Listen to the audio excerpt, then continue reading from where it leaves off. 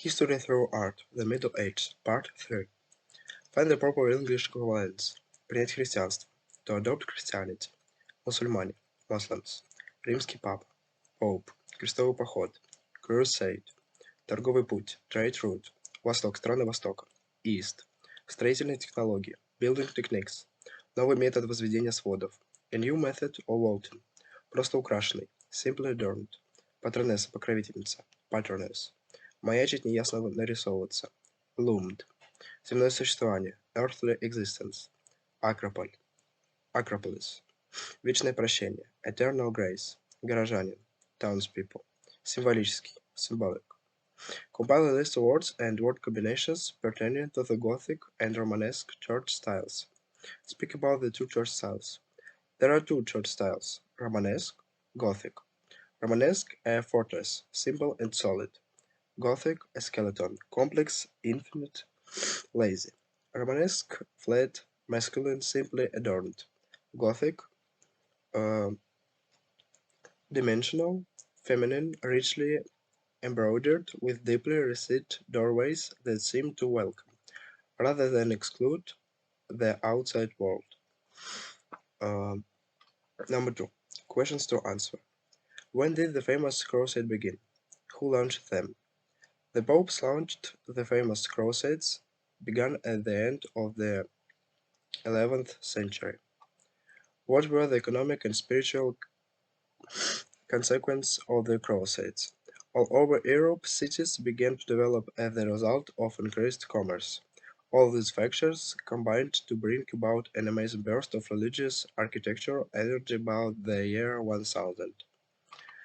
Um, When did an amazing burst of religious architectural energy take place? Amazing burst of religious architectural energy took place about the 1000th year. What new building techniques were assimilated during the Middle Ages? During the Middle Ages, such new building techniques as Gothic were assimilated. Why were Gothic churches often named Notre Dame? Gothic churches were often named Notre Dame, Our Lady. The legend of the Virgin bloomed all over Europe. What was the spiritual and physical center of the medieval town? The church was the spiritual and physical center of the medieval town. The third task. Fill in the gaps. Use the above given words and word combinations. Translate into good Russian. By the 11th century, the character of medieval life had begun to change. The pagan barbarians who settled all over Europe had adopted Christianity. Western Europe had a common enemy, Muslims, who had taken over the Holy Land. The popes launched the famous Crusades, begin at the end of 11th century. К XI веку характер средневековой жизни начал меняться. Варвары-язычники, расселившиеся по всей Европе, приняли христианство. У Западной Европы был общий враг – мусульмане, который захватил Святую Землю.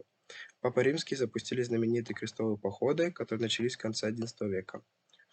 Early medieval towns had often begun as a group of houses clustered for protection near a castle or a monastery. The church loomed above the townspeople. It cast its influence throughout their lives. Around it clustered the burghers' houses, overcrowded and unsanitary. At the well or fountain in the square before the church, the townspeople gathered daily. Раннесредневековые города часто начинались как группа домов, сгруппированных для защиты рядом с замком или монастырем. Церковь возвышалась над горожанами. Это оказало свое влияние на всю их жизнь. Вокруг него теснились дома, переполненные дома. У колодца или фонтана на площади перед церковью горожане собирались ежедневно. Medieval man imagined his church to be the symbolic body of Christ, into which men entered to become one with God. Like the soaring empires which sweep together at great height into the vaulted ceiling, Christian men in the Middle Ages stood firmly rooted in the hardships of his earthly existence, but within the rich and mysterious light of his cathedrals he aspired upward to eternal grace and salvation. Средневековый человек воображал, что его церковь — это символическое тело Христово, в которое люди вошли, чтобы стать единым с Богом. Подобно парящим опорам, которые сходятся на огромной высоте к сводчатому потолку, христианский человек в средние века прочно укоренился в тяготах своего земного существования. Но в богатом и таинственном свете своих соборов он стремился ввысь, к вечной благодати и к спасению.